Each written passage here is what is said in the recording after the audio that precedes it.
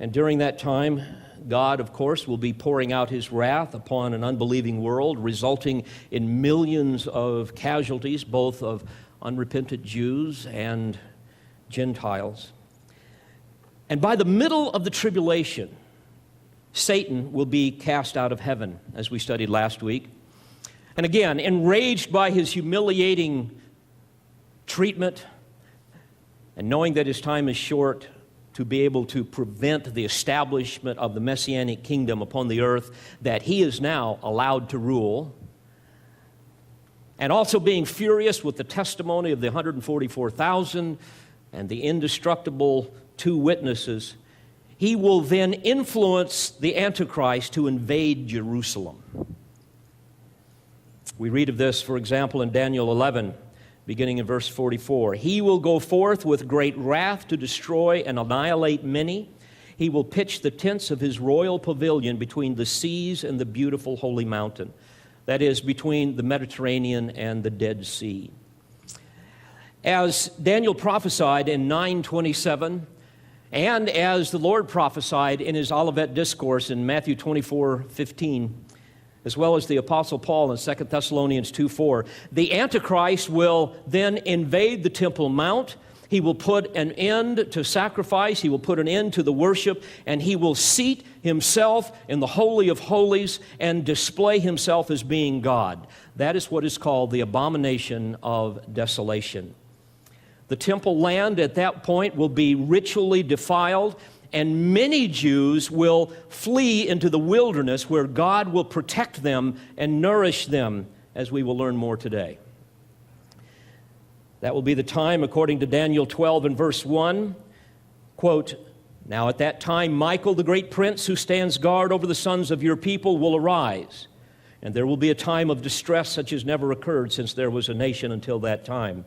And at that time your people, everyone who is found written in the book, will be rescued." Daniel goes on in verse 5 and following and says, "Then I, Daniel, looked, and behold, two others were standing, one on this bank of the river and the other on that bank of the river. And one said to the man dressed in linen who was above the waters of the river, 'How long will it be until the end of these wonders?' I heard the man dressed in linen who was above the waters of the river, as he raised his right hand and his left toward heaven, and swore by him who lives forever that it would be for a time, times, and a half a time." That's 3.5 years. "And as soon as they finish shattering the power of the holy people, all these events will be completed. As for me, I heard but could not understand. So I said, 'My Lord, what will be the outcome of these events?' And he said, 'Go your way, Daniel, for these words are concealed and sealed up until the end time. Many will be purged, purified, and refined, but the wicked will act wickedly, and none of the wicked will understand, but those who have insight will understand. From the time that the regular sacrifice is abolished and the abomination of desolation is set up, there will be 1,290 days." Once again, the last half of the tribulation. Well, all of this will be set into motion when Satan is thrown down out of heaven, which leads us to our text this morning. I've divided it into 3 simple sections. We will see first the dragon's pursuit, secondly, the woman's flight, and finally, the dragon's redirected animosity. First, the dragon's pursuit, verse 13. "And when the dragon saw that he was thrown down to the earth, he persecuted the woman who gave birth to the male child." Persecuted translates a Greek word meaning to chase or to hunt or to pursue with the intent to do violence. And here Satan is depicted as a dragon monster chasing the woman who, as we know, is Israel, the one who gave birth to the male child, the Lord Jesus Christ. This is consistent with other Old Testament prophecies, especially Daniel's prophecy, of which the Lord referred to in his Olivet Discourse in Matthew 24 regarding this time. Remember, Jesus said, quote, "Therefore, when you see the abomination of desolation, which was spoken of through Daniel the prophet, standing in the holy place, let the reader understand, then those who are in Judea must flee to the mountains. Let me pause there for a moment. This is the region to the east of Jerusalem, the wilderness mountain region. In fact, in Daniel 11:41, we read more of this. He says, "But these will be rescued out of his hand, Edom, Moab, and the foremost of the sons of Ammon." Though that describes the people groups that lived in this region. This will be the area where the Jews will flee to when the Antichrist comes in. The Lord went on to say in Matthew 24, "Whoever is on the housetop must not go down to get the things out that are in his house. Whoever is in the field must not turn back to get his cloak. But woe to those who are pregnant and to those who are nursing babies in those days. But pray that your flight will not be in the winter or on Sabbath or on a Sabbath." Let me pause there. Travel is virtually shut down in Israel on the Sabbath, on Shabbat. And therefore, what the Lord is referring to here is those that would violate the law and travel on the Sabbath would encounter the fury of the legalistic Jews who would try to impede their travel. The Lord goes on to say of this time, "For then there will be a great tribulation, such as has not occurred since the beginning of the world until now, nor ever will.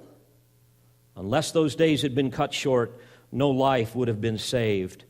But for the sake of the elect, those days will be cut short."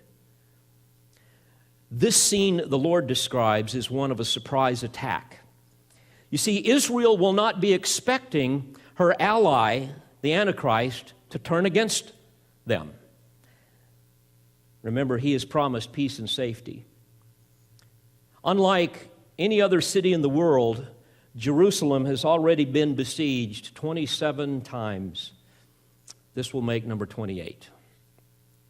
This will be the final season of judgment upon God's stubborn and stiff-necked people. And during this siege of Jerusalem, the Lord of hosts, we know, will strengthen some of the Jewish soldiers that will fight against the Antichrist. We read this in Zechariah 12, 5 through 9, and Micah 4, verses 11 through chapter 5 and verse 1. And according to Zechariah's prophecy in Zechariah 14:2, the Antichrist will only be able to recapture one half of the city. This will probably be the eastern section of the city, since we know later when the Lord returns, according to Zechariah 14:4, the Mount of Olives is going to split in two, and each side of the mountain will move north and south. And this will allow an east-west escape route for his remnant across the Kidron Valley, right through the middle of the Mount of Olives, where they can join the others in the Judean wilderness who had fled earlier from the wrath of the Antichrist. As a footnote, the word split, referring to the Mount of Olives that will split, translates the Hebrew word bakah. And it is the same verb that was used at another great split in Old Testament history, another split that allowed safe passageway for God's people to flee from a pursuing army. And that was when God split the Red Sea in Exodus 14. Some future day, the Jews will read these texts. They may even listen to this exposition as well as many other ministers of the Word, and they will understand exactly what the God of Israel is going to do. Keep in mind that the Pharaoh was the antitype of, or I should say the type of the Antichrist, and the Antichrist is the antitype.